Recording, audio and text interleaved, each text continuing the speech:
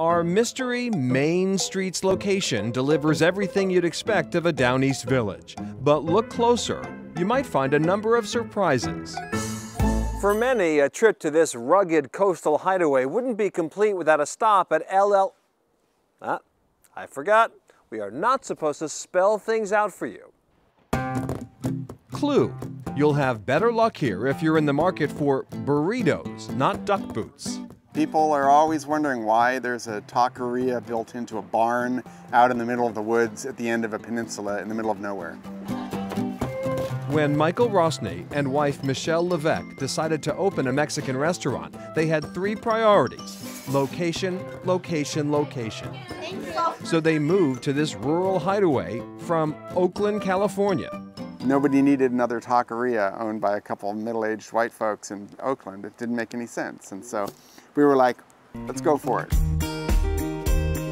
Opened in 2007, this unlikely taqueria in the rough has won a devoted following with its fresh, organic ingredients and creative take on Mexican cuisine. And our thing is that we've lived here for 12 years and no one's tried to kill us once. It's a marked difference from living in West Oakland. Still, community embrace has its limits. My son was born in the next town over, and my next door neighbor, Miss Virginia, just turned 90 the other day. When I said something about him now being a native Mainer, she said that just because a cat has kittens in the oven doesn't make them biscuits. Next up, a town you won't find on any map. People have asked us why we don't describe it and get the word out, but it's impossible to describe. Welcome to Nellyville, a whimsical recreation of an old-time Western town.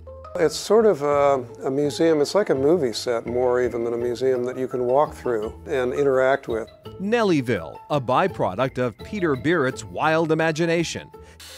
His main focus, his sculpture,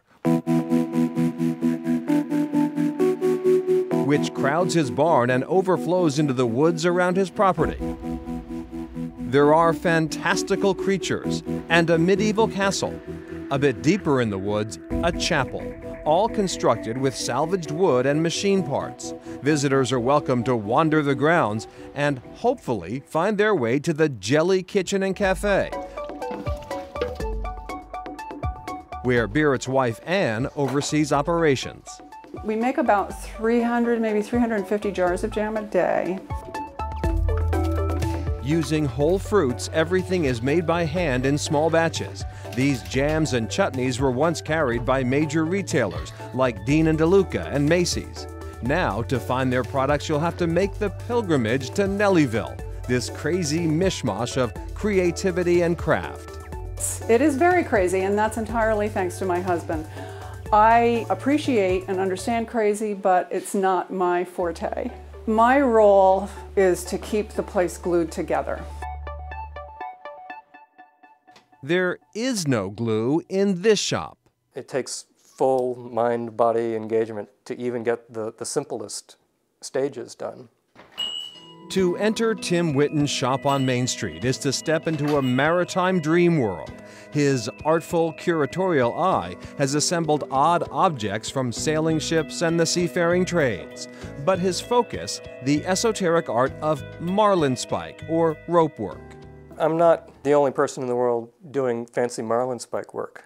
I'm one of the very few who are doing it professionally. Complex knots and decorative braiding and weaving, skills honed over the ages by ship's bosuns and riggers. Witten specializes in bell ropes and beckets, the handles found on sea chests, a mathematical beauty and functionality that appealed to Witten, who was on his way to a PhD in engineering when he fell under the spell of marlinspike. I just have an eye or a mindset to be able to recognize how it should look, and then I have the hands to make it look that way. That looks complicated. The result? Objects that combine history and artistry, beautifully entwined. The pieces that I make are in some ways indistinguishable from what the 18th and 19th century museum pieces look like.